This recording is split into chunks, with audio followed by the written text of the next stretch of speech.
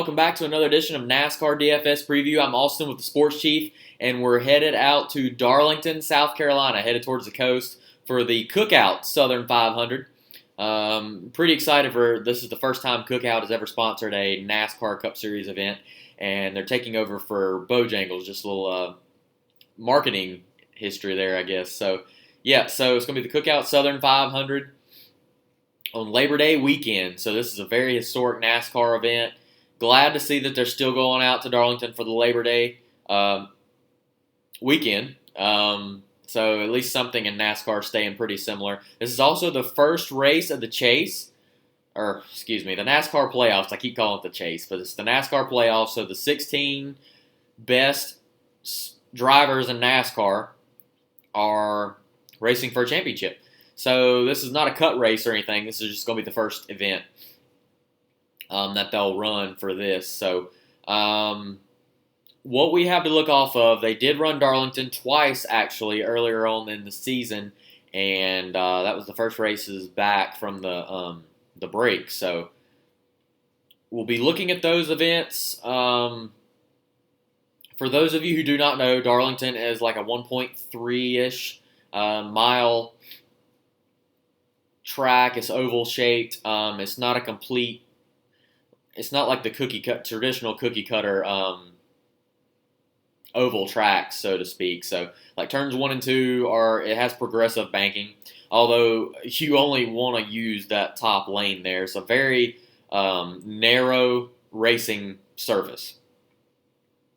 Darlington is one of my favorite tracks. I've been there in person. It's an amazing event to watch them get up on that wall and go around that track.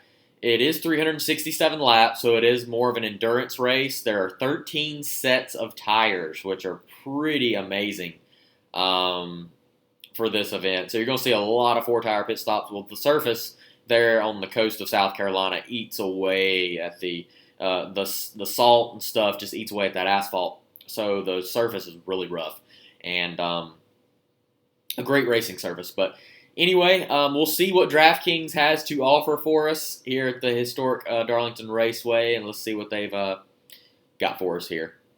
One thing to note, I'm definitely looking off of history for sure. Since we don't have the practice and things, that has really hurt our strategy a little bit. We're still performing pretty well, though, this season. I'm pretty excited about that. Being the fact that I'm so used to doing practice times and things of that nature, but this race, experience will matter. So, looking at our drivers here, we have 5 drivers over the 10K threshold. Denny Hamlin starting in 2nd at 11.4. Kevin Harvick starting in 8th at 10.9.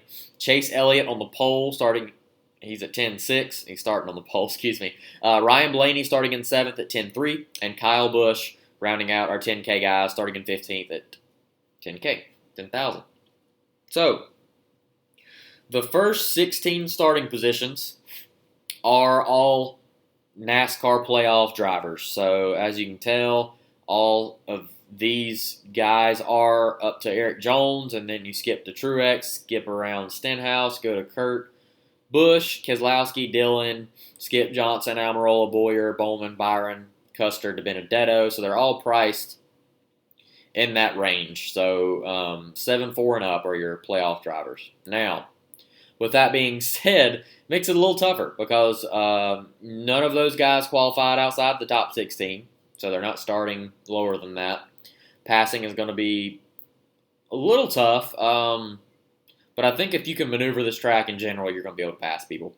Track position is pretty key. And that's one thing that Chase Elliott and Denny Hamlin have going for them.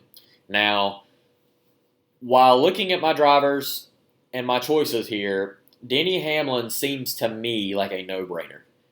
He's got 3 wins here. His average finish is 7.2. Overall, just historically really good. He's actually running the Xfinity race, and I think that's going to be great for Denny in terms of getting some laps on the track to see how it drives. I think Denny's going to dominate. I think it's going to be like a historic type thing. I think he's going to lead a lot of laps. Denny Hamlin and Kevin Harvick have been on fire this year, and I feel like those two are probably going to be one of your championship drivers. So I'm going with Denny Hamlin. I don't care that he's priced at 11.4, really.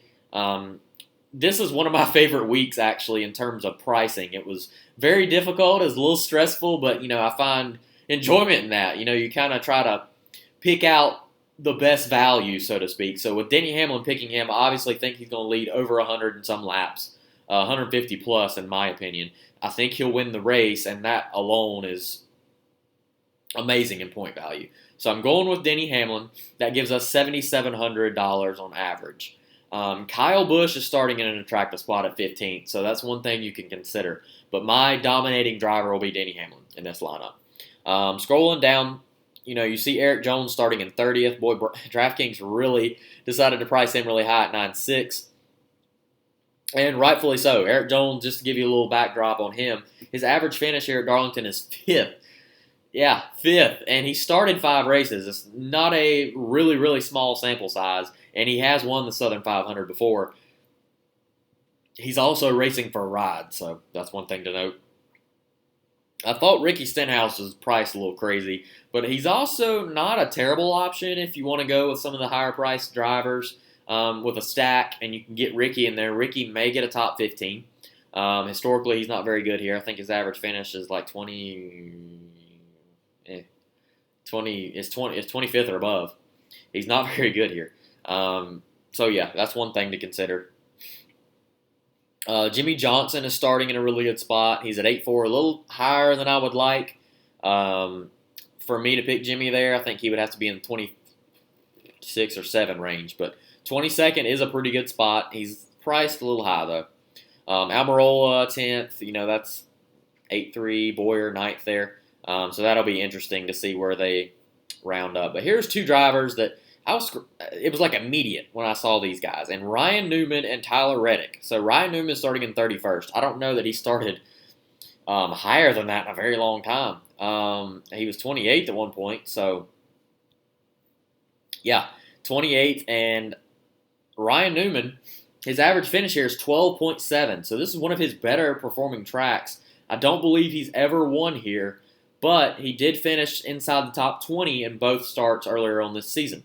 So I really like Ryan Newman at 7.2. I think that's, I have an average of 7,700. And Ryan, if he gets 15th, that's 16 pass points for me. And, he could value out at 40-some points, which is major for a driver around that 7,000 range. And also Tyler Reddick, he's in 24th. Now, I know Reddick, and these two actually, Newman made some comments about him last week. This is a Tyler Reddick track, so he's got an average finish here of 10th. He does have a smaller sample size, albeit, and it was the 2 starts earlier on in the season. He has led a decent amount of laps in the Xfinity Series at Darlington. But this is a track where I could easily see him getting a top 10. He finished 7th, I believe, 7th or 8th earlier on in the season. And I really like Tyler Reddick in that spot at 24th. I like him a lot better than Bell. Bell starting, in 21st there. DiBenedetto in 11th. Custer in 14th. Even though those are playoff drivers, I could easily see them finishing around that spot. Tyler Reddick, I could see finishing where they are starting, and it's a no-brainer for me. Matt Kenseth is in a decent spot. Wouldn't go with him, though. Not with the way they're performing.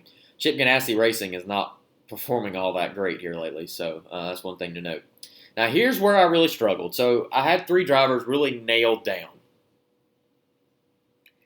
And by the way, this strategy is more of a conservative tournament strategy.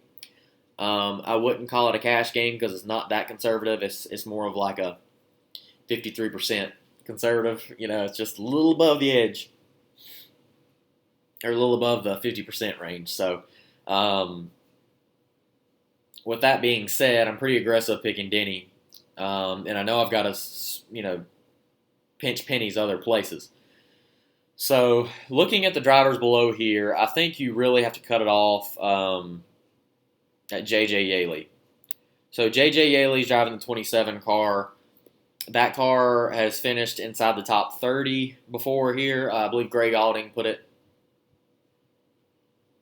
31st, something like that, around that range. And then, yeah, sorry. And then you got Joey Gase there in 39th. Joey Gase actually finished 29th and 30th earlier on this season. And if you add that up there, that's 9 spots. 30th is, like, I don't know, give or take 15 points. So you're looking at a 20-some point value for him, which isn't bad. So I'm looking at that as a possible option. And let's see. Yeah, so you got Chris Buescher, Daniel Suarez, Ryan Preece, those drivers. Buescher actually is a pretty good driver here. Suarez is not. He doesn't perform all that well. Buescher actually finished inside the top 20 in like his first 4 or 5 starts here. Ryan Preece, though, he started on the pole in the last Darlington race. He finished like 22nd and 20th in the previous 2. So I really like Ryan Preece there in 35th. I think that Ryan Preece could easily get like 25th, and that's 10 spots. That's a pretty solid value for me, and I don't mind that ranking at all. So I'm going to pull the trigger on Ryan Preece just to save a little bit of money there at $5,900, and that gives me $9,200 to spend. Now, and I'll show you here in a second what I'm kind of looking at.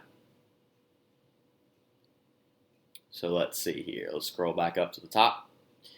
And to me, it seems like Eric Jones is a no-brainer, right? So he's starting in 30th.